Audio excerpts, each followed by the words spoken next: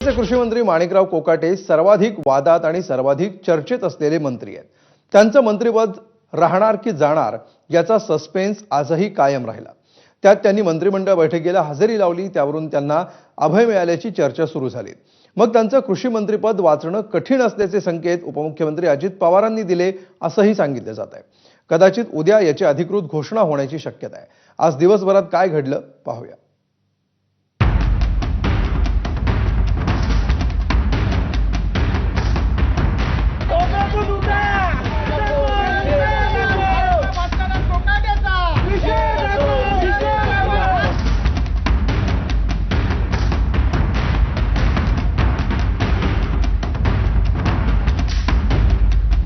कृषी मंत्री माणिकराव कोकाटे आणि त्यांच्या राष्ट्रवादी काँग्रेस पक्षाचे प्रमुख उपमुख्यमंत्री अजित पवार यांच्या भेटीकडे सर्वांचं लक्ष होतं।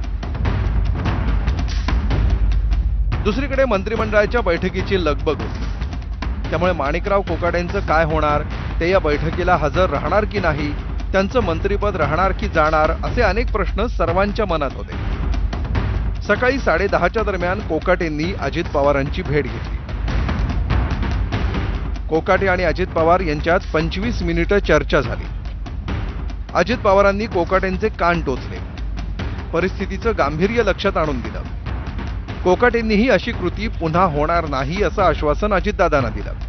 कोकाटे, तुमच्यामुळे सरकारची बदनामी होतीये, बोलताना भान ठेवा असं अजित पवार म्हणाले।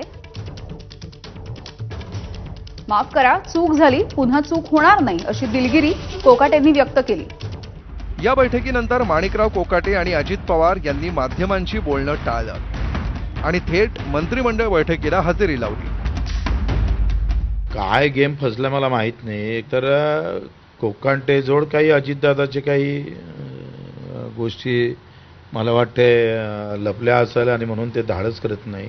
नाहीतर दादाची दादागिरी आजकाल चालत नाही आहे, सरकारमध्ये चालत नाही आणि त्यांच्या पक्षामध्ये ते चालत नाही असं दिसतं आहे। आता उद्या कोणीतरी चोरी केली, डाका टाकला, डाका टाकून लोकांना मारलं, त्यात तिथं कुठेतरी चुकीच्या गोष्टी केल्या आणि मग तो जर डाका टाकलेला माणूस म्हणत असेल माझ्याकडनं चूक झाली, मला माफ करा, पुढं कधी होणार नाही, याला आपण काय म्हणणार? म्हणजे मग असंच आहे का की चुका करा?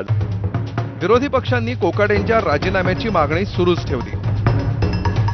महाविकास आघाडीतील तिन्ही पक्षांनी कोकाटे अजितदादा भेटीवर आणि फडणवीसांनी दिलेल्या तंबीवर प्रतिक्रिया दिली। मुख्यमंत्री म्हणून त्यांनी आता युतीतल्या लोकांना जपावं की स्वतःच्या इमेजला जपावं? ह्याच्यात युती धर्म आहे का? आणि युती धर्म मग तुमच्या चांगल्या काम करण्याच्या आड येतोय का? हा देखील विचार किंवा चिंतन हे त्यांनी करावं। चांगलं आहे, नका घेऊ राजीनामा, यांना किमान तेवढं तर करा। मी काल बोललो की श्रावण मास सुरू आहे, सोमवारी यांना गोमूत्र घेऊन शुद्ध करून तर घ्या, त्यांना शंकराच्या पिंडीवरच्या बसवा, त्यांच्यावर बेलपत्र व्हा, गोमूत्र शिंपडा आणि सांगा की यांना आम्ही आता शुद्ध करून घेतलं आहे, त्यामुळे यांना आता मंत्रिमंडळातून आम्ही काढणार नाही। नाही, मी याच्या बाबतीत वक्तव्य करणार नाही। त्याचं कारण असं आहे की मुख्यमंत्र्यांना निर्णय घ्यायला वेळ दिला पाहिजे, चौकशी झाली पाहिजे आणि मग मुख्यमंत्र्यांनी निर्णय घेतला पाहिजे। आजच्या आज निर्णय होईल असं मला वाटत नाही, परंतु मुख्यमंत्री याच्यात निर्णय करतील असा माझा विश्वास आहे। मंत्रिमंडळ बैठकीनंतर मुख्यमंत्री देवेंद्र फडणवीस यांनी तब्बल 20 मिनिटं मंत्र्यांचा क्लास घेतला।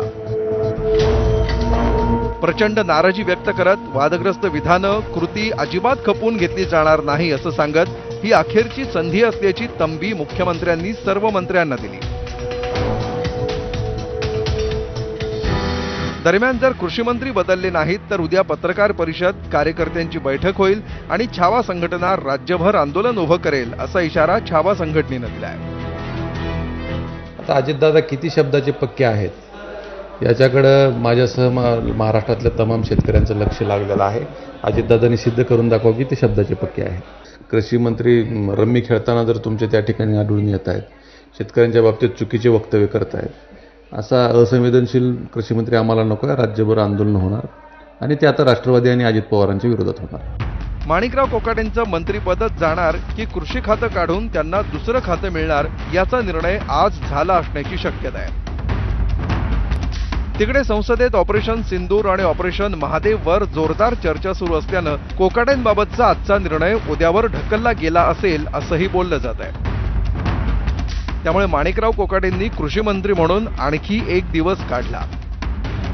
मात्र नशीब त्यांना किती साथ देणार आणि त्यांच्यावरची कारवाईची ही टांगती तलवार अजून किती दिवस राहणार हे पाहणं महत्त्वाचं ठरेल. ब्युरो रिपोर्ट, ABP माझा.